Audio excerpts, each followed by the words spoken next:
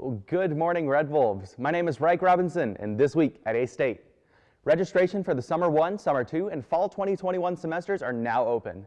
Please remember to check with your academic advisor and make sure you're cleared to register. On Monday, March 8th, Accelerate was hosted by the Arkansas Small Business and Technology Development Center.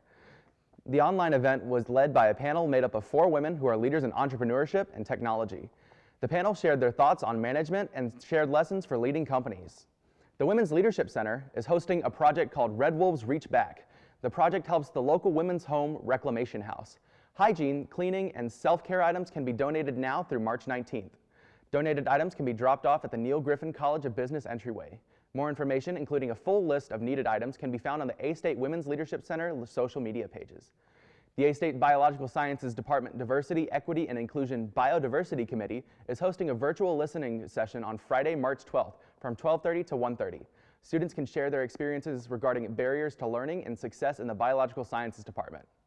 Tonight, March 11th, the Student Activities Board and the National Pan-Hellenic Council are hosting a karaoke night to celebrate Women's History Month. The event will be held in Centennial Hall at 6:30 p.m.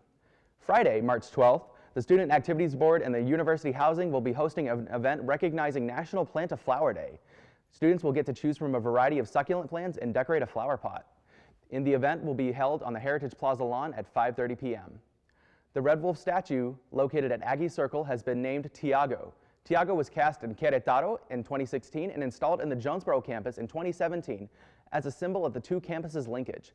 The name was voted on by the Student Government Association in conjunction with the students at Campus Querétaro. Tiago is the third named Red Wolf statue after Mohegan and Rufus, located in the Rang Student Union and the Red Wolf Center, respectively. A major segment of our show every week will be dedicated to my co-host, Noah Gregory, sitting down with an A-State student or faculty member, discussing various important topics. In the last episode, Noah had the chance to sit down with A-State freshman Kinley Larmoyu, a psychology major, to discuss the impact that COVID-19 has had on college students nationwide. This week, he sits down with A-State freshmen Ryker Little and Brayden Taylor to discuss the pandemic's effect on their senior year and their transition into college. My name is Noah Gregory, and I'm joined today by Ryker Little and Brayden Taylor. Now, in the first episode of this show, I talked to an A-State psychology major named Kinley about the mental ramifications of the COVID-19 pandemic on college and high school students. Now, Kinley herself is a freshman here at A-State, so she was able to give me some insight into what the transition to college from high school in the middle of a pandemic was like. That subject, though, really interested me. And so I wanted to have the chance to talk to some other A-State freshmen about that transition and put a lot of what Kinley and I talked about to the test, I guess. So Ryker and Brayden, who are my guests today, are 2 friends of mine, and they're freshmen here at A-State, who I thought would provide some additional insight into the topic at hand. But before we dive into the topic too deep, as those of you who watched the first episode of this show are aware, I like to start the interview on this show out with a bit of an icebreaker. I like for our audience to get to really know people. So starting with Ryker, can you tell me a little bit about yourself and kind of give me the story of Ryker Little? Yeah, I'm Ryker Little, obviously, and I'm a music education major here at A-State. And for the most part, my life hasn't been too interesting. Like, I just went to high school in Pickett, Arkansas, and just really loved music, so I decided to pursue a career in it. And that's about it for me. All right, what about you, Brayden? Hi, I'm Brayden. I am also a music ed major, also from Pickett High School. My story is very similar to Ryker's. So almost a year ago exactly, I believe on Friday, March 13th, there were talks here on A-State campus about going remote for a week or so after spring break to deep clean the campus and kind of help prevent the spread of the coronavirus, which had just reached Arkansas earlier that week, I believe. Now, I went home that Friday, March 13th, fully anticipating another week of classes before spring break, and I never went back. Emails were sent out that Sunday about classes going remote for the week, and I never went to campus again.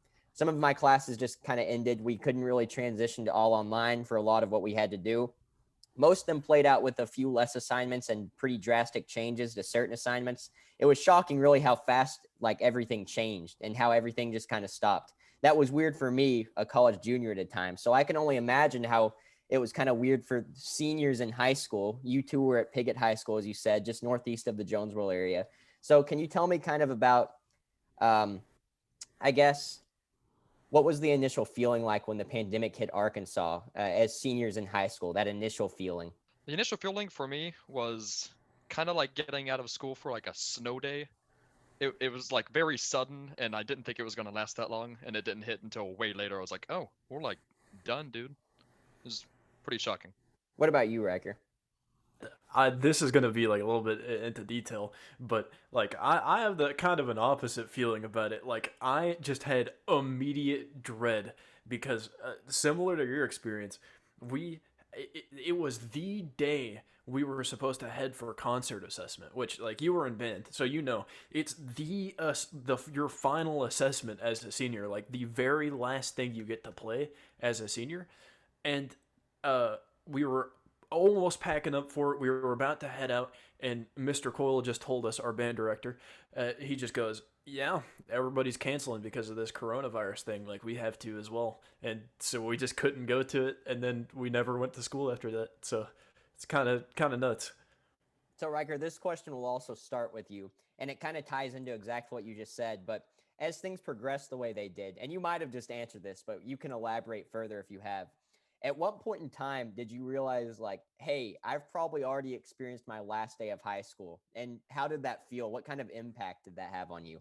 Well, so I work at this place called Cox Lumber Company in Piggott, Arkansas, and there's a couple of like pretty smart individuals there, and like they have a pretty good insight into like how the world works, and their immediate prediction. Like I talked to one of them first because wanted to work like once I was out of school, and their immediate prediction was that I was gonna be out, like that I'm done with my senior year, and then the next time I'll go back to school is college. And they were super right because I believed them, and they couldn't have been more correct.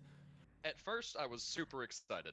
I was so hyped to be like the last 12 years of my life were like leading up to graduation and being done with high school, and I finally made it, and I was so hyped.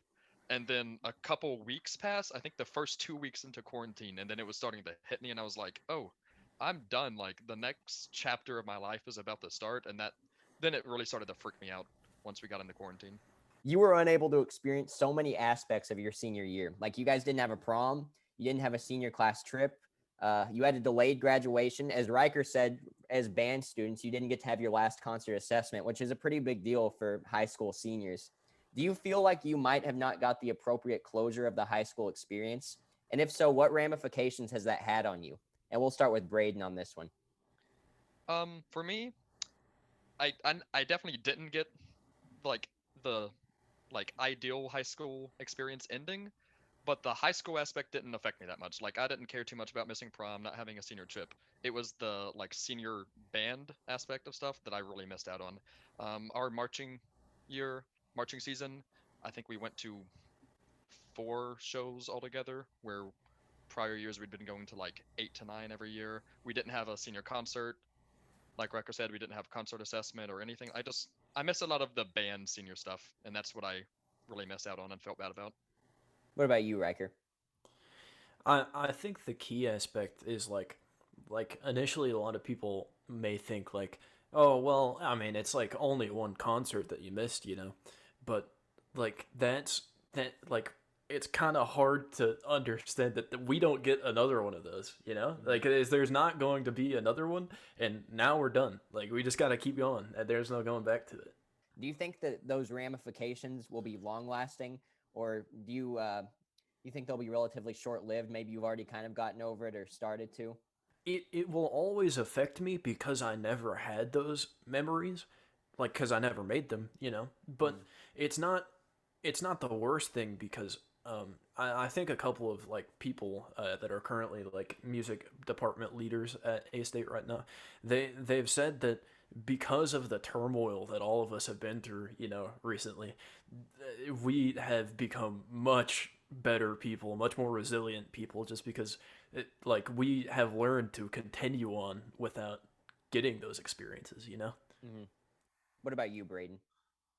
I agree with Ryker. I think we went through a lot of crap our senior year, and because of it, we've come out as better musicians, better people, better like leadership roles. Just like the ramifications will definitely be long lasting because, like Ryker said, we didn't make those memories. Mm-hmm. But I think in general, we are better people because of it.